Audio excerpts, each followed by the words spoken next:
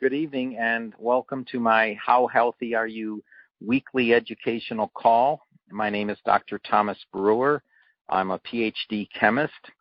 And for this week's call, I'll be answering two questions that were sent in to me in the past week.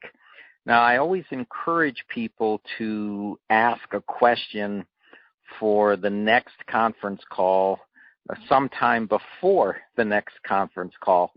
So if you do have a question for next week's call, you can call and leave a message or text me or email me your question, and then I'll answer it on next week's call. So the first question we have is from Rachel, and it's about endometriosis.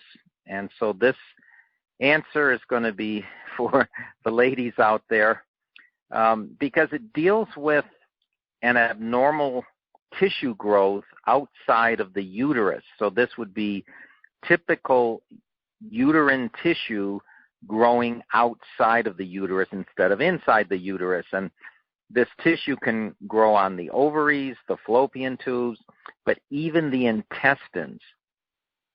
It can last for years. That is endometriosis, and it's associated with a lot of pain and irregular menstrual cycles. The treatments are typically hormones and surgery. And the reason hormones are part of the treatment is because the problem is hormonal related. And so that's why you get that growth outside of the uterus. Now, according to Western medicine, there is no cure. So what is out there is techniques to enable you to live with endometriosis. But there actually is a cure because it's hormone related. It's just a matter of getting the hormones balanced in one's body. So to live with endometriosis, what is typically done is some sort of heat treatment, some sort of heating pad, and also pelvic massage, as well as even some yoga poses are very, very good for endometriosis. But they don't cure it or get rid of it. They just allow you to live with it. But there are things you can do to actually reverse it. And to the extent, well, maybe not a full cure, but at least a reversal. And one of the best herbs for that is turmeric. So the curcumin in turmeric lowers estradiol, and estradiol is a hormone. And what is associated with these endometriosis growths that are outside of the uterus is high estradiol. So curcumin, which is found in turmeric, is a natural way to lower estradiol levels without actually taking a different hormone that would lower estradiol. The other herb that's very good is rosemary, and rosemary grows pretty much all over the country, and it's good for endometriosis. So those are the two best herbs.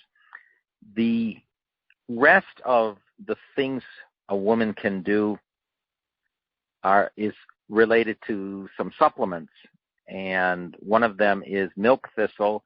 Milk thistle is normally used to lower cholesterol levels, but it does have a hormonal effect. In fact, that's how it lowers cholesterol levels.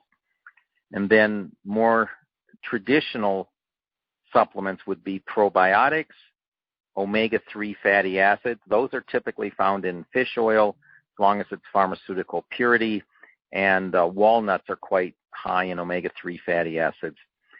Looking at a vitamin, it would be vitamin B6, and getting closer to an over-the-counter way to balance hormones, the supplement is known as DIM, D-I-M.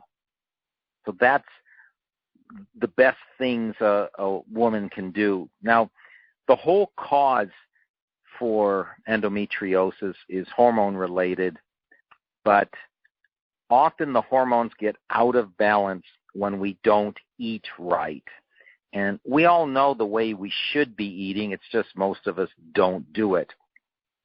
To get back on track, you want magnesium-rich foods. And what you want to avoid are processed foods. So these are foods in the middle aisles of the grocery store, which I mention all the time, is to avoid processed foods because they have an effect on your hormonal system. And once the hormones are out of balance, there's a lot of follow-on problems that will occur. Dairy is also something to minimize, as well as alcohol and caffeine. These are things to minimize. Typically, if one always had a decent, healthy diet high in fruits and vegetables, there's a good chance they'd never have the endometriosis. And that's a shame, because some women don't get it at all, and some women do, and they may even have the same diet. But we're all unique in the types of foods that will aggravate us and the foods that we can survive on. Now, supplement-wise, based on something I offer, the two best things are the plant enzymes combined with the aloe ACE Max. Now, most everyone knows about the plant enzymes and how they allow you to digest, metabolize, and eliminate your meals, which is the base of the pyramid for health.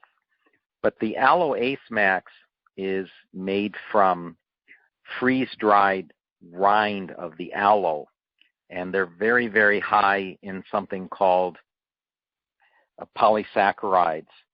And the effect of aloe ACE Max is to allow the cells to regenerate and heal correctly and work correctly. And so that's the reason the aloe ACE Max combined with the plant enzymes would be my contribution to the answer for endometriosis. So eating right, turmeric, DIM, vitamin B6, magnesium-rich foods, everything I mentioned, along with the aloe ACE Max and the plant enzymes, would be the best bet to either eliminate endometriosis or severely curtail it. Now, the other question is a real good one, and I get this quite often. It's from Elliot, and it regards calcium oxalate kidney stones. So kidney stones are typically made of something called calcium oxalate. So when you think about it chemically, calcium is the positively charged cation, and the oxalate is the negatively charged anion. So calcium oxalate has something positive, something negative. They make a very strong bond because the charge is +2 for the calcium and -2 for the oxalate. And +2 and -2 in chemistry is way stronger than +1 binding to -1. So calcium oxalate stones are very hard to redissolve, let's say.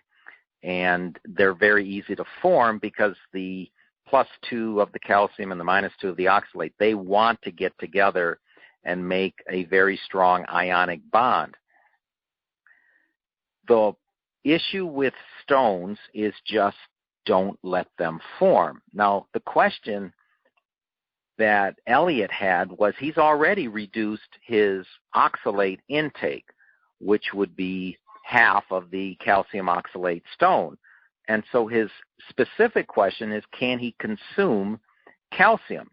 The answer is absolutely, unequivocally, yes, of course, because as long as there's no oxalate, there is no calcium oxalate stone. What people do is they find out they have kidney stones, and instead of reducing oxalate intake or oxalate-rich foods, they also eliminate calcium. Big mistake, because without calcium, you cannot regulate the pH in the body. the pH of the various systems in the body need to change all the time. And once a system wants to become acidic and then wants to become alkaline again, that system will draw on calcium to do that. And without calcium, then the body stays a little too acidic in areas it doesn't want to be acidic all the time. So calcium intake is extremely important no matter what your issue is. But eliminating oxalate is the way to go. So, Elliot, you did it right. You all but eliminated your oxalate-rich foods, which means you can't form kidney stones because calcium is going to need the oxalate to make a calcium oxalate stone. Now, the other thing I just wanted to mention about all stones is in order for them to form, a cation and an anion need to come together and come out of solution, meaning they're normally going to be dissolved, and then all of a sudden they need to precipitate, which means they have to become a solid. And for that to occur, there has to be a shortage of water. So if you don't want stones, drink plenty of water, because then the cation and anion will stay dissolved. So you would have the potential makings of a stone, but the stone will never come out of solution and become a solid. The other way to keep cations and anions in solution, not just keeping the water content high, but putting some acidity into the body, and this would be your simple natural sources of acidity like citrus foods, oranges and lemons and limes. That little bit of acidity combined with water is plenty good to prevent any stone from forming a solid or precipitating or falling out of solution. So water and some form of acidity, natural acidity, and citrus works great, is one of the best ways to prevent stone formation. But boy, if you can eliminate half of the stone, in this case the oxalate, well, you're going to eliminate stone formation.